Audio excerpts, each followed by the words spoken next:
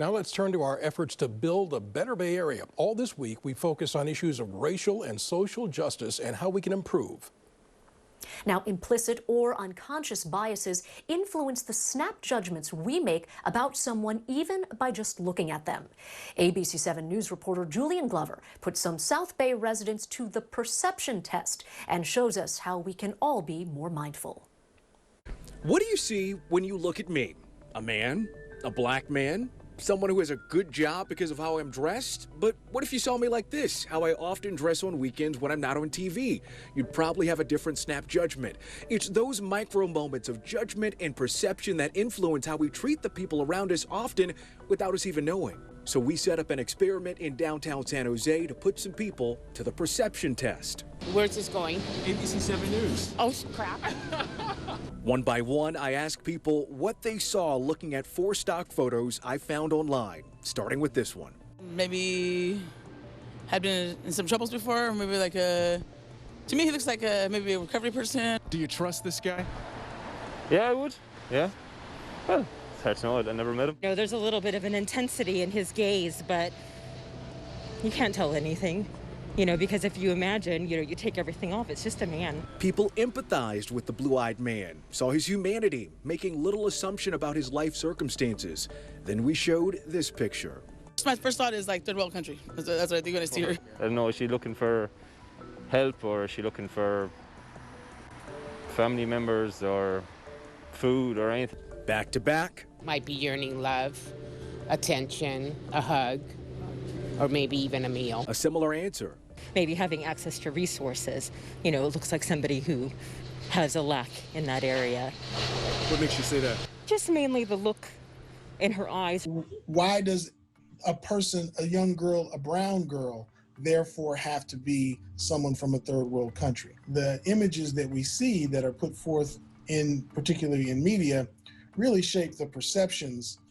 These images are very damaging. Martin Reynolds is the executive director of the Oakland-based Maynard Institute for Journalism Education, self-proclaimed as the nation's oldest organization dedicated to ensuring all segments of society are fairly and accurately portrayed in media. He argues we all have implicit biases, in part shaped by images in media, but the good part about this, though, is that biases are mutable. We don't have to be a prisoner to them if we are aware that they exist and that they are within us. But how aware are we that these biases are within us? Determined look on his face. Maybe could be employed, could be unemployed, could be have the hood up and just think he might feel like he has nowhere else to go. Happy being who he is. He's just in a hood, you know, clear eyes. Talk to me. Like a hip hop or rapper or something like that, you know, maybe more like a boxer or some type of fitness person. How media has portrayed black men, and black men are associated with crime, with sports, and with entertainment. So she proves that point. I don't think that we can tell much. I mean, in the current political climate, you know, if I saw this man walking, the only thing I would think is, oh, he's not afraid yet to not wear the, you know, a hood over his face because of being targeted. This woman acknowledged those very stereotypes reinforced by images in media. It's not right that I know they're trying to perpetuate a thing of, you know, somebody walking being, you know, somebody to fear. I don't know. It's just we all have a right to be cold. On our final picture, a common reaction. Oh, well, immediately I thought it was the hair, you know, and I didn't look at the rest of the outfit. So I thought she was a girl, you know, but then now she's a boy. Well, I think it's a boy because of the collars. You know, her family could be pretty good. But you're sure it's a girl, though? Oh, sugar, no, maybe not. Maybe it could be a boy. Aww. Reminds me of my grandchild. She looks like, I don't know if it's a she or a he, really. It's kind of hard to tell.